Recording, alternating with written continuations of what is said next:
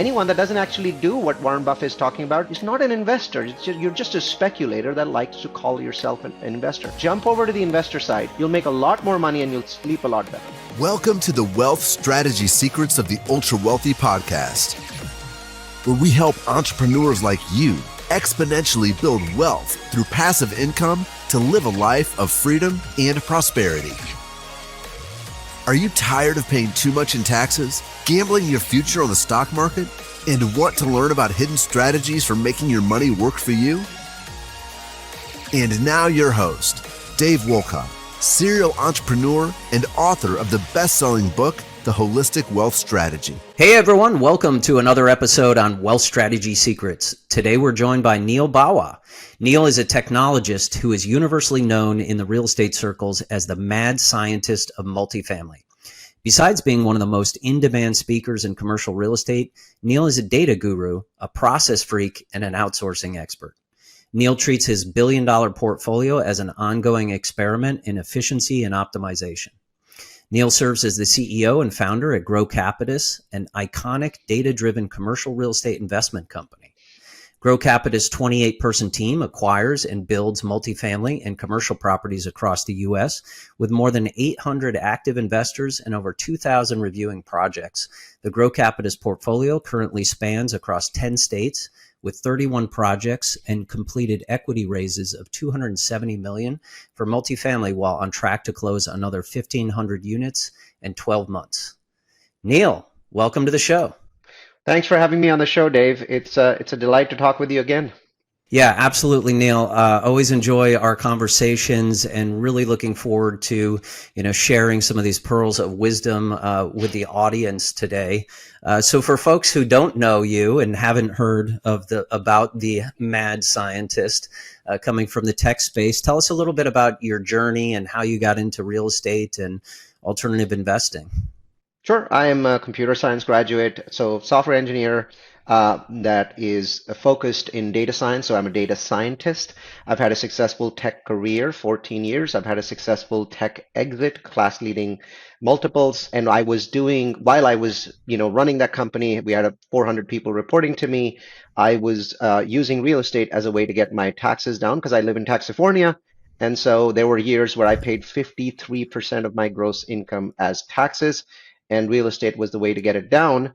And ironically, unlike most people that get into real estate by doing a fix and flip or buying a single family rental, my first experience with real estate was in 2003 when my boss, the senior partner in the tech business, asked for my help to build an entire campus from scratch. We didn't want to be renters anymore. We wanted to have our own campus, no investor money. It was just our money, all cash, no loans. We built a first campus, and I learned so much from that, that development process that we ended up working on 6 other campuses over the next 5 or 6 years before in 2008, I started, doing aggressive data science on real estate, realized it was the best time ever to buy, and ended up basically buying a property every month for a significant amount of time. Very interesting. So on this show, Neal, we talk a lot about wealth strategy, right? Because as you know, investing in real estate and alternative assets, it's completely going against the grain or the other, 95%. So as you went through this journey yourself, did you develop a particular investment thesis, or have you created kind of your own wealth strategy in terms of building your wealth that you've been following? Yeah, I did. And it sort of developed organically over an extremely long period of time. So in 2008, 2009, I started to mine, websites like Zillow and the Department of Labor Statistics using a Ukrainian hacker and gather that information and put it into a software that we use as data scientists. It's called R. The software's name is just R. And so we put stuff in there. And what we do is we take massive amounts of data, we stick it in there, and what we try to figure out is there a correlation between X thing and profit? Is there a correlation between population growth, job growth, income growth, crime and profit? And how can I parse this by city? Can I parse it by state? Right? What shows me that which of these things is a bigger indicator? Which one leads to more profit? Right? And what is the combination of these factors that leads to the highest amount of profit? And then we back test it over the last 10 years so that we're not just making stuff up. We're basically testing it against what's happened in the past. So when I did that, I I realized that there were five factors that had a very significant impact when you were buying properties, and then there were some additional ones when you were building them. And so I started in my business, in my technology business, we had large classrooms, and so I opened a meetup group. And initially, the meetup group was more about multifamily, and I really enjoyed that process. But then I was like, I'm a geek, I'm a nerd. Where are all the other geeks and nerds out there? Don't they want to know about this methodology that I have? So I also created a meetup group where I started presenting my findings and my investment thesis. And somebody came in and said, you need to give it a better name than what you have, because I had some statistical analysis, blah, blah, blah, blah, horrible name. And they're like, no, no, give it a better name. So I said, what's a good name? And he said, location magic, because what you're really talking about is what are the specific things that create the best location for real estate profits. And I'm like, I like that. So I called it location magic, and I opened a meetup about it. And the first time, Dave, four people showed up, but three of them were from Apple. So they were all making good money, because guess what? They were data scientists. So they were really attracted by this meetup. And then next time I taught, there were 10 people. And a year later, there were 100 nerdy, geeky data scientists, software programmers that were coming in, and everyone's contributing and everyone's doing stuff, and we're putting this stuff on the web. There's no LPGP, there's no deals. It's just all people sharing data together, and everyone's doing their own thing with it, right? And this is 2009, 10, 11. And then somebody comes in and says, this is amazing stuff. But you got to dumb it down for the people that are not, software programmers or data scientists. So I started to work on that, and I spent 6 months basically dumbing it down to where anyone can take like a 1 hour course from us, 1 hour meetup, and then in 10 minutes they can figure out whether Columbus, Ohio is a better city to invest in than let's say, Idaho Falls, Idaho, right? So any two cities in the US that they'd never even heard of, but in 10 minutes they could figure out. So dumbing down is not the appropriate word. We basically just made the whole process like a wizard, right? Just take 5 steps, and then you know, and it teaches you so much. So people loved it. All of a sudden, my meetup was full. Lots and lots of people were coming in from everywhere. I was starting to get conferences calling me from across the United States and saying, "Hey, you're that nerdy guy that basically teaches this thing called location magic that we watched on YouTube." Because by then, one of my YouTube videos had gone viral, and hundreds of thousands of people had watched it. And it was a long video, Dave, like 75 minutes, and we had like 80% of the people staying until the end, and hundreds of thousands of views. And so all of a sudden, I'm this micro celebrity in the data of real estate world, and everyone's asking me, what do you have to pitch? And I'm like, no, no, no, I'm a technologist. I have a company. It's worth a lot of money. I'm not doing any real estate. I just buy my own stuff, and you're welcome to just take my stuff. And people are like, at least get a list together. So I started keeping a list of people, and that list grew from 100 people to 1,000 people to 10,000. And then one day, a guy comes in from Apple and says, I'd like you to present across campuses. So he takes me into the Apple Spaceship campus, and all of a sudden I'm presenting to a very large number of people who are sitting in different campuses throughout the world and listening to me. One group was at 2 o'clock in the morning somewhere else in the, outside the US, and they were still listening to me, and I could see them on the screen. And I'm like, this is cool stuff. How do I disseminate this? And so the idea I came up with is there's a website called Udemy, Udemy. So what I did was I took my data science course, and I stuck it there at udemy.com/realfocus, or just udemy.com, Neal Bawa, it comes up. And I'm like, maybe 100 people will take the course. Well, right now, Dave, there's 12,500 people taking this course, and it has over 1,000 5-star reviews. It's the best reviewed course on Udemy in real estate, and they have 1,000 courses. And so I basically found a way to find my fellow geeks, nerds, and dorks and bring them together into this ecosystem of people that are basically just obsessively tied to data and using it to make investments. And I did all of that before I had a syndication, had ever taken money from an investor. I'm just a tech guy doing these things. And repeatedly, people are now, like 2012, 2013, I'm getting to the point where I'm selling my company, and people are calling me to conferences. I'm going to this conference, that conference, and I'm really excited because I'm getting all these free conference tickets, and people are even paying for my travel because they know that I don't have a pitch. I don't have anything to sell. And so in 2013, sold my business, immediately had a gigantic, massive tax bill. You can't imagine. It was just disgusting. And so at that point, I knew I had to get the depreciation benefits, and jumped into multifamily value add. So I did value add first, then I did new construction, then I got into self-storage, and did office, flex, student housing, townhomes, luxury townhomes, and then finally ended up with build to rent. And so all of these things have sort of worked out over time, and roughly 1,000 people have given me about $300 million of their money to buy stuff, to build stuff. It's all along, it's really been an experiment, and location magic has now developed into something that is, vastly more powerful than what it started with, but it still works and it still delivers amazing returns. Yeah, fascinating story. And is that product available for the public right now? Can they take the class and actually access the software as well? So yeah, the answer is everything's available for free. So we've never charged for it. There's no subscription, there's no upsell, there's no mentoring, there's no education. It's just given away. It's like Wikipedia. So take it, use it. The vast majority of people that have used it, maybe 100,000 people, I don't even know them because Udemy doesn't even give me their information, and I don't do the meetups in the San Francisco Bay Area anymore. So they're available in two places. One is multifamilyu.com. You can go there, you can take it, and then of course all of the pieces, software as you call it, are available right there. You just grab it and you come back once in a year. So it does require an annual update. So you come back every year in January, take the new course, or just skip through the course and grab the updated software. Or you can take it at Udemy, udemy.com/real focus, and you'll notice there's about 12,500 people taking it. So it's free. It's meant to be free. We haven't even put a license on it, so technically, Dave, other people could even be selling Location Magic. Yeah, that's interesting. And how does that compare to, some of the other analysts, whether it's Yardi or CoStar and things like that, from that data? How would you say it compares? Is it complementary? Is it providing different data points? It's complementary in many ways. So I would always recommend that if you have the money, buy a CoStar license or buy a Yardi Matrix license. But I think that it looks at the world from a backtesting perspective, where Yardi Matrix and CoStar look at it from an incoming supply perspective. So it's highly complementary. I continue to use Yardi Matrix. I continue to use CoStar data, but I still find Location Magic to work well. The one benefit of Location Magic over Yardi Matrix and CoStar is that while CoStar and Yardi Matrix provide phenomenal data for the top 50 or 100 metros in the US, they're extremely weak once the metro size falls below 500,000. Location Magic works for smaller metros, so I've been investing in smaller metros. For example, I invested in Idaho Falls, made 30 plus IRR for my investors.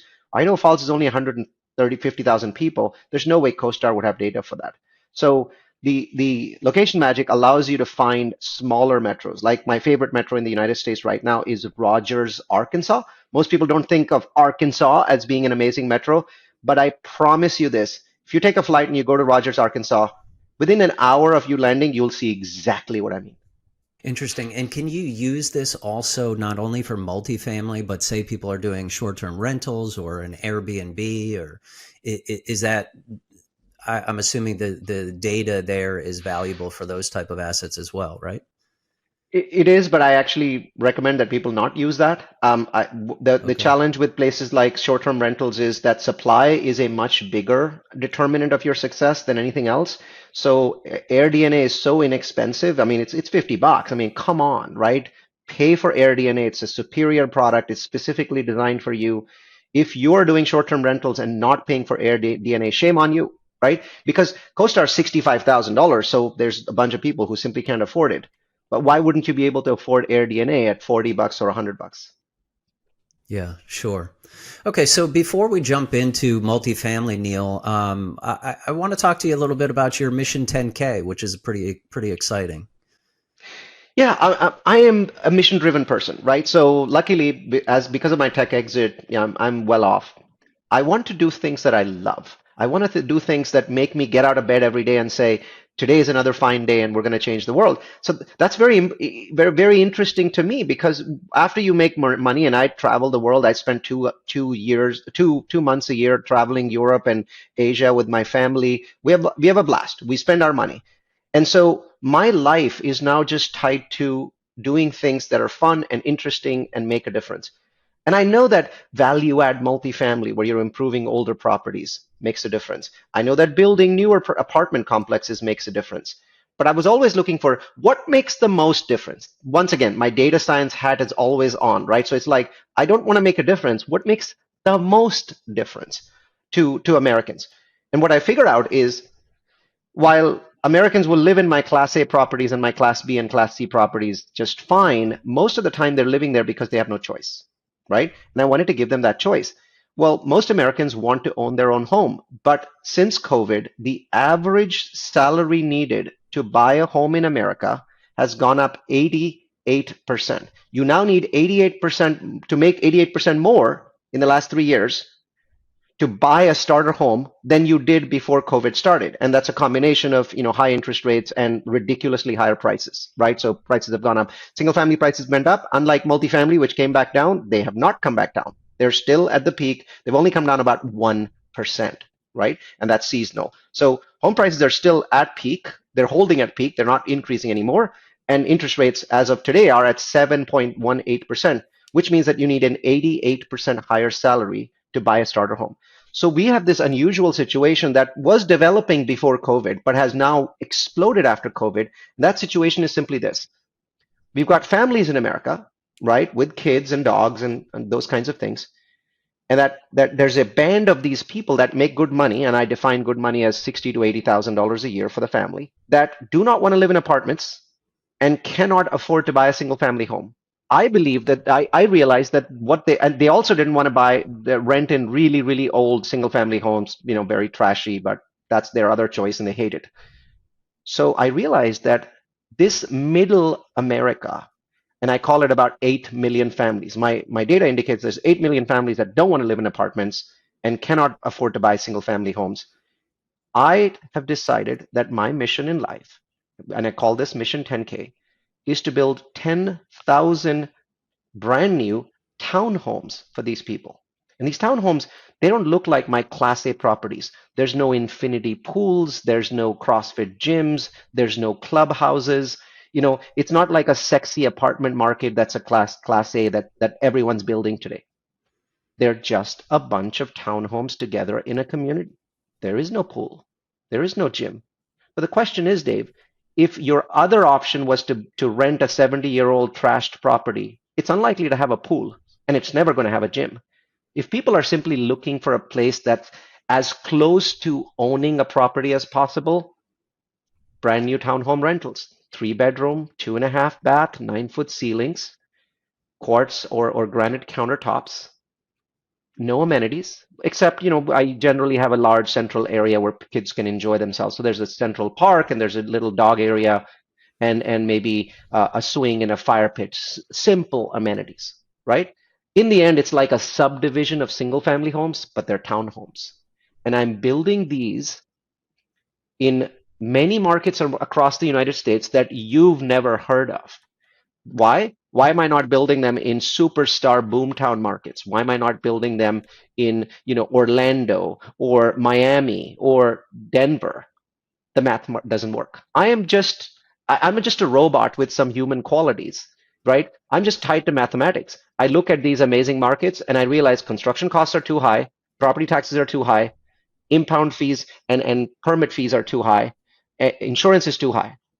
The combination of these 4 things kills my ability to deliver rents to that middle class America because they only make $60,000 to $80,000 a year. So my rents can't be more than $20,000 to $26,000 a year, which is essentially I'm trying to keep my rents below $2,000 a month and give them a brand new, beautiful townhome property, right? Gorgeous 9-foot ceilings. How do I do that, right? Well, I can't. In most of these superstar markets, they're going to be what is known as rent burdened, which means that 45% of their gross income is going to go towards rent. That doesn't help America. And because I'm mission driven, I want to make profit for my investors. I've made a huge amount of money for them and I want to keep making money for them. But I wanted to somehow find a way to tie profit to not rent burdening people. So I went across the United States doing surveys of construction costs, permit costs, land costs, property taxes, and insurance, and found a bunch of metros that nobody knows about. And I'm building townhome communities, 100 to 150 units at a time, non-amenitized in those areas, and I call it Mission 10K. My investors love it and have already given me $50 million that I have in a bank and that I'm now basically buying land at extraordinarily cheap prices. Because of increase in interest rates, land just has become practically worthless. So I'm paying like a third of what I was paying 2 years ago. What if everything you thought you knew about investing was wrong?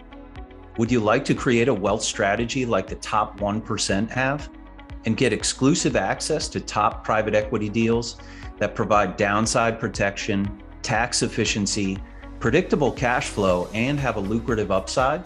Discover how with the Pantheon Advantage and join our investor club today at pantheoninvest.com. Yeah, I really love that, Neal. It's similar to how Peter Diamandis talks about an MTP, or your massive transformational purpose.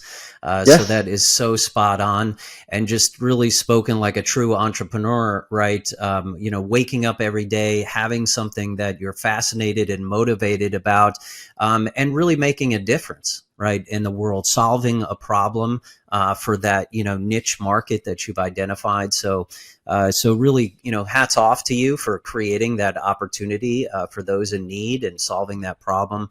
I think it's really amazing, and have been interested and following to see how the progression goes. As we kind of, delve into this, let's talk a little bit about the market. I know you're quite the scientist as well in terms of the market. There's been so many things going on, such interesting times that we live in, and dynamics. I'm not asking you to pull out your crystal ball, but give us some of your thoughts on where do you think the economy is right now with respect to pending recession potentially, and the other dynamics that you see. Yeah, it's a incredibly interesting economy. The first thing that I do in the morning is I'll read everything that I can find on economics in the Wall Street Journal, then Bloomberg, right? That takes me an hour in the morning. And because I find that as real estate, general partners, nothing is affecting our ability to deliver profits more than the general economy. The general economy right now is in charge of our ability to deliver profits to our investors. And so clearly understanding what's happening in the economy requires a tremendous amount of study. And I'm putting in an hour every day, including Saturday and Sunday, into that. And I've been doing that for the last 3 or 4 years. And that allows me to stay slightly ahead, just slightly ahead of the marketplace. So here's a few things that I'll say. Number one, stop worrying about inflation. You should have been worried about inflation 2 years ago, 18 months ago, 12 months ago, 6 months ago. Today, if you're worried about inflation, you're simply not looking at the data. I am worried about disinflation and deflation. Inflation in the United States peaked in June 2022, so that's about 14 months ago, at 9.1%, right? So whether you're looking at core or PCE, it peaked right about that 9.1%. Today, it's below 3%. If you look at it for the last quarter, it's at 2%. Now, that doesn't mean that the Federal Reserve will cut rates immediately, because they want to see it stay there and even go below that 2% line. That's when they're convinced that they can get it back to that baseline of 2 or 2.5%. And so I'm not suggesting that the Fed is going to cut rates anytime soon, but what I'm pointing out is that if you look at the mentions of the word deflation or disinflation in the last 30 days, the mentions are up over 400%. And if you look at the mentions of the word inflation, they're ebbing away, because we've broken the back of inflation. There was one last piece that we really had to look at, and that was wage inflation. So inflation comes from rents, right? So real estate. It comes from wage inflation, and it comes from commodity inflation. Well, commodity inflation's been low for a while. Rents in the United States are flat. So each month when you see that decline in inflation, a lot of that is because rents are flat. And we're looking at a 12-month time frame. Rents weren't flat 12 months ago. So each month as we go forward, inflation falls because those rents are falling, or the rents are not increasing. They're not falling, but they're not increasing. They're not increasing. So of the three main components, rents are supporting us because they're staying flat. Commodities are supporting us because the cost of oil has gone from $120 to $80, and the Chinese economy is doing so poorly that international demand is reducing. Remember, it's very difficult to get inflation when demand is reducing, right? Demand is what drives up inflation, right? There's right now a lot of supply. For the United States, for example, has 1.2 million excess cars. So the price of cars is dropping. Both EVs and regular gas cars are dropping and have been dropping for months and months, and now used cars are also dropping. So we're seeing demand destruction in the economy, which is exactly what the Fed wants. And that's bringing numbers down. And so the concern over the next few months is going to be, are we going to get too much deflation? And if we get too much deflation, can it drag us into a recession? So for a while, the chances of a recession were decreasing because the economy was doing well. Unemployment still at 3.5%. The job growth is reducing, right? So 3 or 4 months ago, we were producing 400,000 jobs a month or 425 a month. I just saw the ADP report yesterday, and you'll see the government report come out tomorrow, Friday, and they're both going to be around 177 jobs, 177,000. Well, 200,000 is equilibrium. If the economy produces less than that number of jobs, you're going to go into a recession. So the Fed at this point has to be convinced, and more and more of the Fed governors are coming out and saying this. Bostic, who's Raphael Bostic, just came out this morning and said, hey, I think we're done. I think we're done. We don't need to do this anymore. And I'm talking about a Fed governor making a public statement today saying, guys, we're done. If we overdo this, we're going to go into a recession. Look, we didn't increase unemployment, but jobs have reduced. So who cares about the fact that unemployment's still 3.5%, and core inflation is down to 2%, PCE is down to 4%. You're making progress. You're clearly hitting it hard. Just stay where you are. So my belief is this: we're done. We're not going to have any more hikes, but we're not going to decrease rate for a while. So let's just say, I'm going to say, we're in the beginning of September here. I'm going to say February or March of next year is the first time that the Federal Reserve actually starts to cut rates, and they're going to be cutting gently. Why? Because unemployment is very low, so they have no incentive to cut fast, right? If unemployment had gone from 3.5% when we started, Dave, to 5%, then the cutting process would have been fast. Well, unemployment, we started at 3.5%, and today we're at 3.5%. So the incentive for the Fed to cut fast is just not there, right? So the Fed cuts maybe in Feb, but the boost to multifamily with that first cut, there's a lot of people that say, well, we really need to see substantial interest rate cuts for multifamily to benefit. That is just complete horseshit. I look at that and I say, you clearly don't understand how mortgage rates work. You clearly don't understand how spreads work. You don't understand how SOFR and LIBOR affect the economy, right? Because you're not looking at this from an economist perspective, and you have to, because the economists and the economy is really holding, multifamily back. And so I can tell you, in Feb or March, we're likely to get that first decrease. And even if it's a tiny decrease of a quarter point, the difference that it makes to the multifamily market will be enormous. I can explain that, but I'll stop here. Yeah, no, so many great points there, Neal. Really appreciate you giving that breakdown, because I think most people just get really, it's kind of like, paralysis by analysis, right? There's just so many moving parts in this whole thing and everything. So how do you make decisions, right? As an investor, and so we have a lot of investors on the show. They're trying to say, is this the right time to invest in multifamily? We've certainly seen transaction volume is down 70% this year in multifamily. That's right. And we like to look at a lot of fundamentals. So, I mean, let's go into that for a second, right? Yeah. Talk to us about, your data points from a fundamental standpoint in the multifamily space. 2024 is going to be the best time to invest in multifamily since 2018. Okay, I don't want to say best ever, or those words don't mean anything. I like to compare years, right? So obviously, if you bought in 2020 and you got lucky because prices went up in 2021, that's fine. But that had nothing to do with fundamentals, and you're asking a fundamentals question. That simply had to do with the fact that we rained $2 trillion on our economy and everyone bought stuff, right? Nothing to do with fundamentals. So when we are looking at fundamentals economies, we cannot look at 2020, 2021, or 2022, or 2023, because all 4 of these years are whacked. One because of COVID, one because of the money that rained after COVID, one because interest rates started going up, and one because interest rates are really high, right? So when's the last fundamental year? It's 2019. So I'm going to look at 2019 and 18, and I'm going to make my decisions then, because we didn't have to deal with all this money crap, too much money, too little money, too many interest rates. And I'm looking at that and saying, what does 2024 look like? Well, it looks like a bargain. It looks like a bargain to me, and I'll explain why, right? 2 years ago, a lot of my contemporaries are buying properties every month. There isn't one that I'll mention, but he was a student at one of my boot camps in 2018. And literally, I think he bought 10 properties in that late 2021, mid 2022 period. Why? Because money was raining down on him, right? Now, time will tell whether those were good purchases or bad. But from what I'm seeing, I was the one basically going to podcasts and telling people don't buy.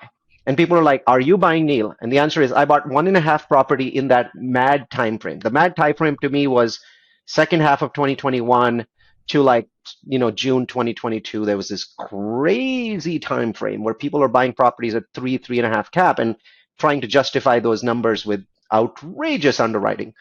During that time, I bought one and a half properties. One of those properties was mine, and I exited my partners, so that was good. The other property that I bought was a military-based property, and people don't buy properties at military bases because every time soldiers leave, you lose like 10-15% occupancy. The people don't like that. And the bet I made was that's painful and it's going to happen. And it did happen, by the way, because a bunch of people left for not for Ukraine, uh, but for to support NATO. And so I did lose occupancy there once. But I bet that pain was going to be less than the pain of overpaying because I bought that property, at 5 cap. So today, despite the fact that I lost occupancy and went into the 80s once when soldiers left for the Ukraine war, that property still, at this point, is cash flowing for me, despite the fact that it had the same floating rate loan that everybody else had. Why? Because I didn't pay that much. I paid 30% less than what people were paying for other comparable properties. So I can tell you that during that time frame, I wasn't drinking the Kool-Aid, only bought one and a half properties, just sort of paid my employees, didn't do anything. Today, I'm saying to you, the next 12 to 15 months, I'll call it the next 15 months because we're looking at Q4 of this year and then all of next year. Those 5 quarters are great times to buy multifamily. And my reasons are very simple. Number one, prices of multifamily are down between 20 and 25% as of today, as of September, 2023. Today, I can get a 25% discount from peak. It's not really a 25% discount because those prices were outrageous, but it's at least a 12% discount. Why 12%? Why, well, the answer is prices were too high and now are too low. So where's the median? Well, the median is I'm looking at 2018 and 2019 when interest rates were normal. Well, at normal interest rates, cap rates were not as low and crazy as they were in 2021 or as crazy high as they are now. They were in the middle. So number one, when I buy a multifamily property today, I'm getting a 12.5% discount. My second reason is simply this. 70% of all multifamily new construction in the United States has stopped. This number was basically 80 or 90% back in 2008. And we saw what that did to rents because we just didn't build multifamily for 3 or 4 years. And as a result of that, we had above trend rent growth for a decade, not for 1 year, not for 2 years, one full decade. Multifamily had more than twice the rent growth that it did historically. Why? Not enough supply. Well, we are doing the same exact thing right now. 70% of new multifamily construction has either stopped or is highly delayed. Now, does that affect rents today? Not at all, because there's a huge amount of supply coming in. And that's my third reason to be buying, because there's supply coming in from the craziness 2 years ago. So there's a huge supply. It's pushing down rents. So I'm getting a bigger discount. So I'm not getting one discount, I'm getting two. My first discount is cap rates, right? Cap rates are high because interest rates are high. And my second discount is rents are artificially low. Rent growth in the United States has been zero. How can rent growth be zero when inflation is 4%? If you look at the 50-year history of inflation and rent growth's always higher than inflation. Right now, it's 4% lower than inflation. Why? The answer is straightforward. There's a lot of supply. And that supply is coming in with concessions, 1 month concession, 2 month concession. And that supply ends at the end of next year. So then you have a hole in 2025 and an even bigger hole in 2026 before we start to see some normalcy in 2027. So I want to buy something when rents are artificially low and prices are artificially low. And both of those things are likely to correct in 2025. Or 2026. That is the perfect time to buy an asset. So this has nothing to do with multifamily. It just has to do with timing. Yeah, being a savvy investor, I love how you put that like multi-tiered layer of a lens on that, right? To be able to see, hey, these are ways that you can, capitalize on the opportunity at three levels, and even if you're wrong by one and two out of I've three got pan others. out, Yep. you're still way ahead. So this brings me to another point I'd like to ask you, Neal, because we have, again, a lot of listeners, as you know, investors out there. They might be newer, right, to investing in syndications, real estate, other types of syndications. And let's face it, I mean, over 90% of Americans have the majority of their wealth tied up into government sponsored plans, Yep. or home equity and everything. So talk to us a little bit, and give us some data points from your side, as to, why investing in, multifamily real estate, another syndication, your views on that as compared to, typical stocks, bonds, mutual funds. It's all about numbers. It's all about math, right? I wouldn't invest a single dime of my money, and I'm invested in 26 syndications. I haven't been doing much investing in the last 2 years because I believe the market was expensive. But I've been doing syndication investing for a decade, giving money to every syndicator that's, an expert in some market that I felt was interesting, but I didn't have the time to go do stuff there myself. So number one, I believe in this because the math is good. If you look at the averaged annualized return of syndications, then compare that to the average annualized return of real estate, and then compare it to the average annualized return of the stock market, it's not even a contest.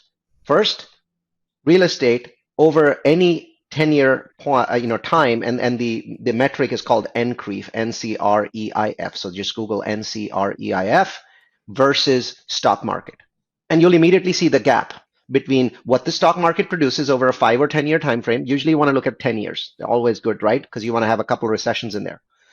And then what NCREIF produces. And then what does syndication produce above NCREIF? Because NCREIF is basically just a bunch of really rich REITs, or real estate investment trusts, that buy properties and sit on them. They don't improve these properties. They don't go out and rehab them. They just sit on them and they make money. Nothing against REITs. They're awesome. Please invest in them. But my point is, those people are not there to improve properties. They're there to simply buy, and then, as rents go up with inflation, and rents and inflation are very strongly correlated, they make money over time. And they're smart about when they sell. They never sell in a recession. They never sell in a hurry. So they always end up making money. Good for them. But then you've got the syndicators above that are taking older properties that are 1980s product or 90s product. Nobody's rehabbed them. The properties are trashed. There's old carpeting. There's, laminate countertops. There's white appliances that nobody's bought for 20 years. And we take that and we improve it. And we don't spend a huge amount of money. We spend $7 or $8 or $9,000 to improve each unit. And so now we're getting that same benefit that the REITs are getting, which is that as rents, inflation, is there, rents go up, but we're also creating additional value. And that additional value means that the average return over 1,000 or 100,000 projects is significantly higher than general real estate. And that's the math. That's the math that compels me to continue doing this. There's one tier above that, and that tier is Mission 10K, where I am buying ultra cheap land, and I really mean ridiculously cheap land, and building townhomes from scratch. When I do my value add projects, and I love value add, so I'm not trashing it. I adore it. I usually increase the value of rents by $150 to $175 per apartment. When I'm going from raw dirt, I'm going straight from zero rent to $1,800. And there I'm producing 12 times the value. Yeah. No, points well taken. And, one that you didn't mention, right, which started your journey, was also the tax efficiency, right? Tax efficiency, and also the income generation, right, which is what we're all looking for, regardless of where you are in your journey, right? People are looking for that, passive income, having alternative streams of income. So appreciate those sentiments, Neal. And I also wanted to ask you, we've talked in the past around other sectors as well. And just, what are your thoughts on energy in general in terms of, a sector to invest in? What are your thoughts there? I'm also equally fascinated about energy. There hasn't been a Bloomberg or Wall Street Journal or Economist article in the last 5 years that I haven't read. I read a website called what is it? Oilprice.com almost every weekend. Here's my belief. The renewable energy market is far more disruptive than people understand. It is going to disrupt energy demand in the United States in the 2030s in a way that is extremely radical. And the oil companies know this. The oil majors understand that over a 10-year time frame, they're going to be disrupted. So the amount of money that the oil majors and the oil miners are spending on exploration is way down from 5 years, 10 years, and 20 years ago. But the world is still continuing to grow its oil needs. 10 years ago, we needed 95 million barrels per day of oil equivalent. Equivalent includes like natural gas and other things, right? Liquids like NGL. So today, that number, just so you know, is 103 million. So with all that renewable energy coming in, and China's producing an extraordinary amount of solar, like just a ridiculous amount of solar. They're now producing more solar in a quarter than we're putting in a year. With all of that happening and accelerating, and EVs and rooftop solar, the world has managed to increase its oil consumption from 95 million barrels equivalent a day today to 103 million barrels. And the reason for that is simply this. The world has an ever-growing middle class. China and India now want to drive fancy cars, and so do African nations. So now we've gone from basically 15% of the world being American-like consumers to 30% of the world being American-like consumers. And so it's actually, I'm thankful that it's only increased from 95 million barrels a day to 103 million barrels a day. So what we are seeing is renewable energy making an incredible impact and allowing us to continue with these lifestyles. But at the same time, we need more oil. But the problem is, because there's disruption going on, there's less and less people funding major oil finds, especially in the 10-year, 20-year horizons. And oil's always been a 10-year, 20-year horizon. So my fundamental belief is this. I wouldn't invest in oil in 2035, but I know that we're going to have shortages of oil in the next 10 years, because if we keep funding all of the money towards renewable energies, which I'm in support of, by the way, we're going to have a shortage of oil. And so as an investor, I want to take advantage of that. There are going to be sporadic shortages of oil. That the equilibrium price of oil is $80 a barrel, and that's the price that we're seeing currently. So if you look at the price, the European price versus South Texas price, it's about that number, and that's fine. So we're at equilibrium. The world's at equilibrium. But here's what happens: one refinery somewhere shuts down, and all of a sudden we're out of equilibrium, right? Oil is the most inflexible product known to mankind short of food. We need food every day. We can get by without oil for a few days.